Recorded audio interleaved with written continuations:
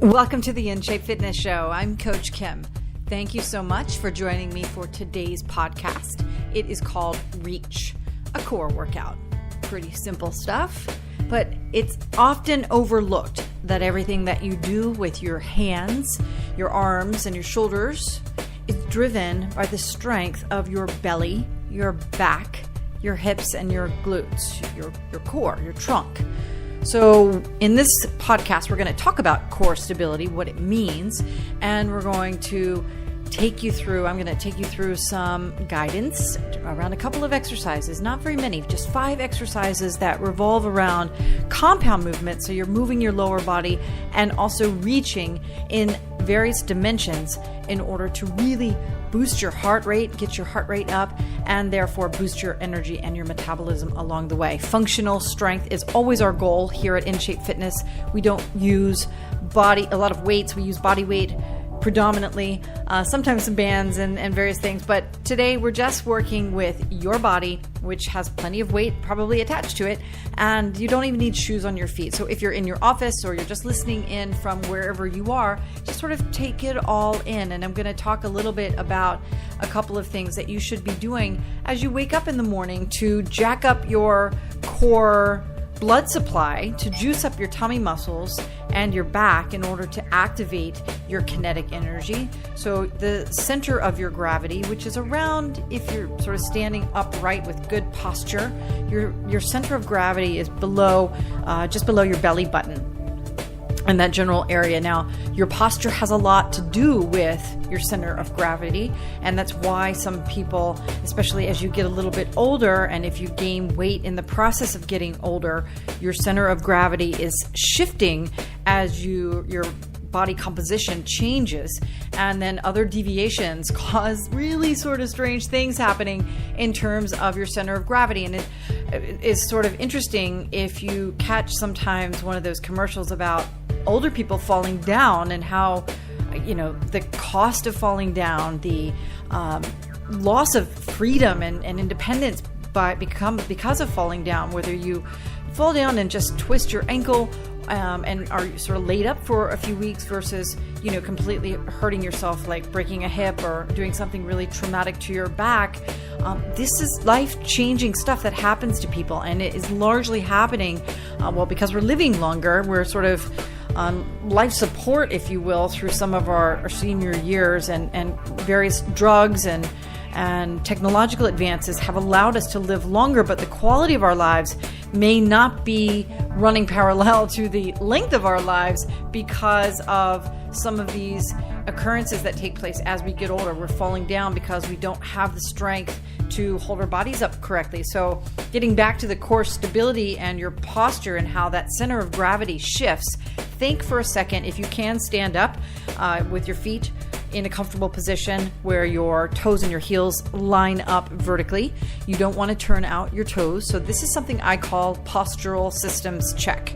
And it is something that you should do every day, regardless of whether you do it in the morning, which is preferable. But if you do it later in the day, that's okay too. But a couple of times where either you're standing in line, maybe at the market, or waiting for an elevator, or just checking out the news the first thing in the morning, which is what I tend to do. You stand up really tall and just think about your body. Make sure you don't think about all the things that you have to do in your life that day. You got to kind of get the noise away, but zero your brain in on the placement of your feet. The fact that a lot of people, if you think about what is natural for your standing position, a lot of people put more body weight pressure, kind of like lean on one hip. But you want to tree trunk the bottom of your body a little bit, and don't lock your knees, but squeeze your glutes and think about the placement of your foot on the floor. You want your feet to be straight. You want to use all 4 corners of your feet, meaning you kind of grip the floor with not just the heels, but the balls of your feet and your toes. If you want to wiggle your toes a little bit just to make sure they still have both of those joints. What's really funny, not maybe funny, but sort of strange and ironic about the human foot is that it's a strange piece of anatomy, first of all, but also just in terms of the toes. They're such short, stubby little guys, and a lot of people forget that, they are supposed to bend. You really should be able to move your toes a little bit. You've got two joints in each of your toes. And even though your phalanges don't really operate like your fingers do, they still are meant to be able to grip the floor. So you want to be able to do that. Please talk to a medical professional if you're having problems with your feet before they become really big problems. I saw a new client today in my roster of clients in New York City. I see a lot of hardworking professionals, people that work their butts off every single day to maintain, the high expense of living in an urban environment like New York City, but also, to strive valiantly to do really great things, whether they're working in a startup, which is the person I spoke with today. She walks around more because she lives in New York than when she was in suburbia and driving mostly, but she's developed plantar fasciitis in her feet, or one foot actually. And the reason for that is because her body weight is a little bit too great, so she needs to lose some weight, but also she's using one leg more than the other, kind of, coddling one leg, protecting one leg that may have either been hurt or may have been tired, and therefore putting a lot of pressure on one of the feet and inflaming some of the tissues, the soft tissues that run down the back of the calf and down, of course, the bottom of the foot, the sole of the foot. So the use of your feet is really significant. And I've gotten off track here. I want to go back to your postural systems check. But as you're thinking about your hips now, tuck in your tailbone and make sure that your pelvis is not tilting. A lot of people tilt forward with their pelvis. They stick out their butts, and that causes a strain on the lower back because you're contracting the lower back, and that tightens the lower back muscles. And of course, that also does some interesting things depending on your left or right side dominance to your hip flexors as well. Then you want to make sure your shoulders are back, and you want to make sure that your head is on straight. Not proverbially, although that's important as well too, but you want to make sure that your ears and your shoulders line up vertically, because those are the parts of your body that relate to this invisible line called the plumb line. And postural deviations are really significant in terms of your center of gravity, because it is how you end up with this loss of functional ability, whether it is bending over or squatting down to pick something up off the floor. We're going to talk about that in a second as we talk about the 5 reach exercises, because squatting down to reach for something is a really important one. But even putting your pant legs on or putting your shoes on and having to balance on one leg, if your center of gravity is not stable, when you do shift it because of your functional movement, you're going to find yourself feeling off balance. Maybe you even feel a little bit dizzy, and that is not good. Falling down, again, really critical that as you get to be a little bit older. Now, I know podcast listeners are, some of us are not super young, but we're not. Podcasting is really, podcast workouts at least for sure, is not something that more the older population is really focused on. But the one thing that is for certain, our bodies know what our sort of abilities are. And so if you're struggling, if you have pain when you wake up in the morning, if you are struggling to maintain your energy, if you get dizzy a lot, if you feel like you can't stand for a decent period of time, then these are things that you really need to be thinking about. Okay. The first reach exercise is going to be on the floor. I've been doing these a lot, mostly just in the last couple of years myself. And one of the main reasons is because I'm a sort of position-oriented trainer. I like getting clients into positions. So if you're sitting at a desk, or you're driving, or you're just doing whatever, you're not feeling like you want to lie down on the floor, that's fine. But just think about this. When you are on a floor surface, a clean one, hopefully, or at least one with a mat on it, you put your head on the floor, you bend your knees, and you put your feet on the floor. So your hands are beside the body to start a hip bridge position. for a starting position for exercise is a really beneficial position to be able to hold for a significant period of time, meaning more than a couple of minutes. So you can do hip bridges as part of your routine. I actually get up every single morning. It's one of the exercises that I do, just up and down dips. I do them sometimes on one leg. I do them sometimes on two legs. I do them sometimes just on my toes. I do them sometimes with the soles of my feet pushed together with my knees out wide in a butterfly sort of position. But bridges to lubricate your hips and give strength by virtue of that oxygenated blood and nutrient flow to the hip flexors and the lower back is a really great way to make sure that your kinetic energy has started from the place it needs to begin, which is in your center. So once you're in the hip bridge, now extend your hands out to the sides. The reach that I'm talking about, really simple. This is the only reach that we do in the lying down position with your face, facing up towards the ceiling, is for you to extend your right arms. You keep your feet are flat, keep your toes down. That's really important. So your hips are up and then your arms are out to the side. And what you do is you take the right hand and the right arm, lift it all the way up until your fingertips are pointing your ceiling, and then keep going, because now your shoulders got to come with it, and you're going to rotate with your torso over to your left hand. Tap the left hand with your right hand, and then return to your starting position. All right, do that reach. That twist of your torso is something that we don't do nearly enough of in our sort of upper body lives, if you will.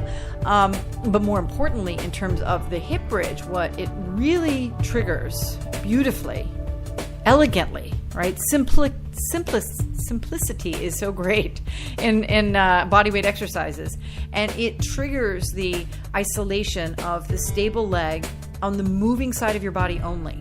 So do a couple with your right leg and then alternate with the left side. I'm going to give you about 30 seconds to just do a couple of these. Remember, as you're doing any exercise, any of them, you're going to breathe, even if you're just listening.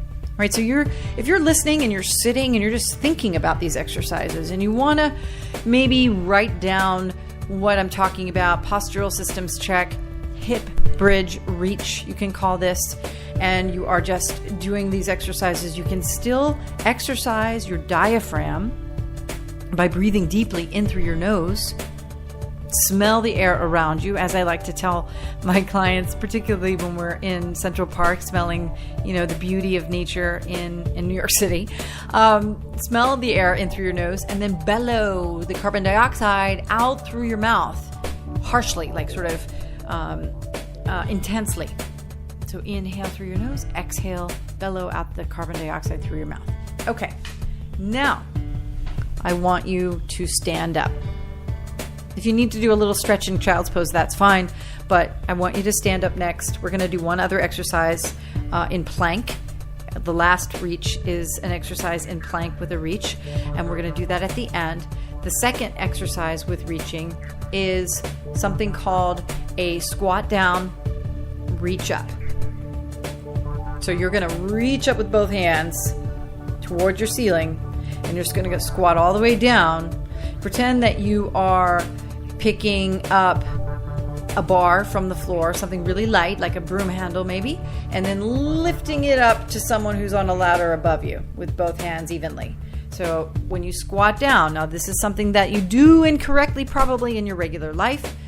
You bend over at your hips and you invert your body, which means your center of gravity is way off, but you want to lower your body straight down with your back straight, and you cast your vision field still forward. You may glance quickly at the floor, but you want to squat down and then make sure that your hands can make contact with the floor and then reach all the way up. Now, what are we doing here? I write about this in my book. I am really passionate about something we call interacting with gravity. And I got a lot of I'm self-taught in terms of some of the vernacular that I use because I don't like the vernacular of the fitness industry. I hate all of the focus on the muscles and the focus on understanding, like VO2 max and cardiovascular fitness versus, muscle building and bodybuilding and all of that sort of micro management of calorie burn and so on and so forth. It just doesn't jive with me, but I like thinking about things from a scientific perspective. And the one really interesting person I've discovered in my research is a woman named Joan Vernikos, who is a retired NASA scientist who used to work with, she's a doctor, used to work with astronauts as they came home from space and they needed to get back into real life and measuring their changes, their body's changes as they left and went out into space and came back. And so she describes in a book that she wrote called Sitting Kills about how we are sort of creating these quasi-anti-gravity conditions for ourselves in the world because we don't interact with gravity.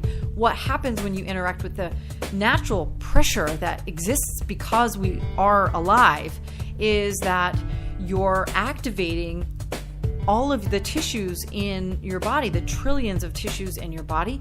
So when you squat down and you lift up, you're going to feel your heart rate thrust up, right? It's going to jack up your heart rate, and you're going to start generating oxygenated blood to all of your muscles that are in use. And when you are doing this move correctly, you are almost activating everything in your body. So I'm going to move on to the next exercise so that we can continue. I've got 3 more to do. So we've done the bridge reach. Now we did the squat down and reach up.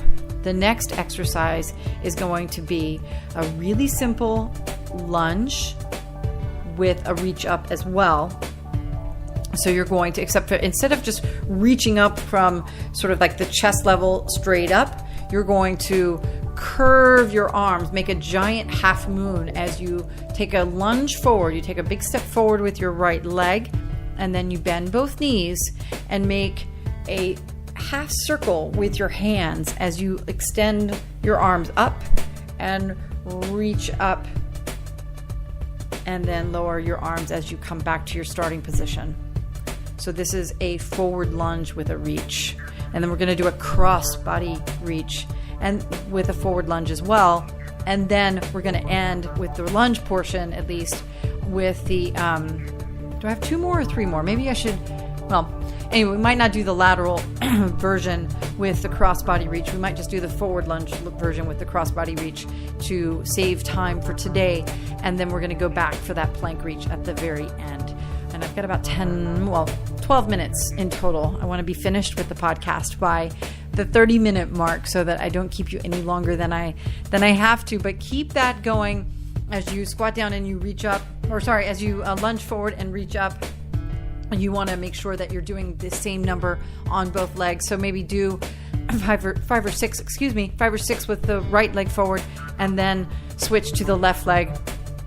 Even them out, you can also end up doing an alternating pattern if you're comfortable with that as well. Okay, so now as you reach up, you're feeling a little bit more of that hip flexor extension as you're reaching forward through the lunge, and you are still extending your arms up, so you're activating your chest muscles and your shoulder muscles. And again, remembering from the very first line of my podcast at the beginning here, I said every single thing that you do with your hands, whether you are, we don't do a lot of manual labor type stuff in our regular lives anymore. Most people just don't.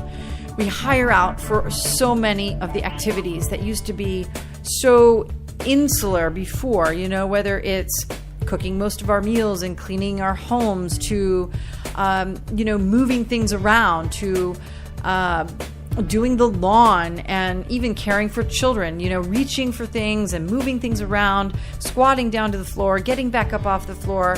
All of these things we sort of take for granted because so much has been technologically advanced for us and economically advanced for us that we really just don't do as much with our physical bodies anymore. And now I want to do another twist reach. Let's do the lateral lunge instead of another forward lunge. So with the lateral lunge, what you want to do is, and don't do anything with your arms to start. So you want to take a step, your feet face forward. You want to take a step with the left foot out to the left, and then you bend the left knee into a kind of a single-legged squat. The right leg is completely straight, so you should feel the inner thigh stretch as you lunge into that squatted position with the left knee, and then push off of the left foot as you go back to your center point, and then go ahead and try with the other side with the right leg, where you step out with the right foot, keep the right foot straight. You don't want to turn the right toes out. You want to keep them straight, and bend the right knee, sitting down, sticking your butt out to the back as you bend down into that single-legged right leg squat, and the left leg is completely straightened out, and you should feel the stretch of the left inner thigh. So you do a couple just single lunges. Good. Now, what you can do is you can add in as you extend. If you take the step out to the left and you bend the left knee, take the right arm, reach the right arm across the body like you're reaching for something beyond the left foot, beyond the left leg, and then come back. Let's just do 5 on each side. So left foot goes out, you bend the left knee, stick out the butt as you squat down, right arm reaches across the body to the left. Keep breathing, keep the belly button pulled in, try to keep the shoulders back. Even though we are reaching across, you want to continue moving that full range so that you don't perpetuate what is certainly a condition that you've at least seen, if not inhabit yourselves, and that is that closed chest, rounded shoulder thing that we've all got going on, constantly getting people to push their shoulders back. Once you finish the 5 with the left leg, then go ahead and switch to the right side. So again, these are reaching exercises that incorporate reaching through trunk rotation and shoulder mobility, but are really based on the stability and strength of your core in terms of your center of gravity, your posture, and your kinetic energy. Very good. Now, lower your body back down to the floor once you've finished those lateral lunges, and let's go ahead and get into child's pose. Maybe give your back a couple of deep breaths worth of stretch time. And then you're going to orient your elbows under your chest, and you're going to hold a plank. And I'm just going to have you hold the plank on your toes, hopefully you can, for about 15 seconds. And your time is starting now, because I want to make sure that you're thinking about the strength of your tummy muscles by zipping up your tummy and pulling your belly button toward your spine. Squeeze your glutes, 5 seconds, and pause back in child's pose for a second now. So the reach part of this exercise is to incorporate your obliques into a movement with your arms, where you're going to take and by the way, if you need to modify the plank to your knee for a knee plank, that's perfectly acceptable. Just remember to keep your butt down. You want a straight line between your shoulders and whatever's touching the floor. So if you're on your knees, that's fine. You just don't want to make that angle take place at your hip flexors. You want to keep your hips and your thighs perfectly straight. All right, so you're going to, the reach part of this is you're going to take your left hand, pretend like you have a weight in your hand, and you're going to reach through the right side of your body, and then you're going to lift up, and sort of like you're reaching the item, whatever it is, it's a weight, to someone who's standing above you. So you're going to extend through and then reach up, and then extend through and then reach up. And again, just do a couple of these on each side, because it's going to be harder when you're unless you're left-handed, with the right hand moving and the left leg or the left arm, shoulder and elbow stable. That's going to be more difficult for you because your left obliques are probably not as strong as your right obliques. And that is really normal for all right-handed people. Another thing I talk incessantly about on my podcast, which hopefully you've heard more than just today's, is lame left leg syndrome. And if you are new and you're just orienting yourself toward the InShape Fitness philosophy, what you should think about is how strong you are on your dominant side versus your weaker side. We all have a dominant side and a weaker side. Left-handed people tend to be they have transference of issues depending on how much right-handed stuff we had to learn when we were kids. And I say that as a we because I'm one of the 10% that is left-handed, and I do some things right-handed. I do most things left-handed, but I swung as a kid a baseball bat on the right hand, and I swing a golf club with my right hand. I don't swing a golf club very often, and I'm terrible at the game, but when I do play golf, I've always done it right-handed. However, with a tennis racket, I play left-handed. So, and I write left-handed and do everything else pretty much left-handed. But right-handed people do everything with the right hand, and therefore they have something called lame left leg syndrome. So if you're getting out and you're trying to invigorate your lifestyle with activities, I'm not talking about workouts. I am talking about activities, things that will give you, will provide a smile for your face and time with your family. Hiring a babysitter to go to the gym could not be one of the most ironically sad, tragic things that I observe in life, because I'm actually with my daughter a lot. I know parents sometimes need a break from their kids, but when you have the opportunity to spend time with your child, your family, you ought to really spend time with your family. And so going to a gym is, while you're and getting in a workout when you could go to the park and throw the ball or kick out around a soccer ball or teach your children about the beauty of riding a bicycle, or maybe going for a jog or going for a hike and observing nature. Those are activities, and so focus on those things. But when you are doing that, think about the significance between the stability of one side of your body versus the other. Because if you are right-handed, you want to make sure that you do enough. And that's why I was doing the lunges. People don't like lunges because of knee weaknesses.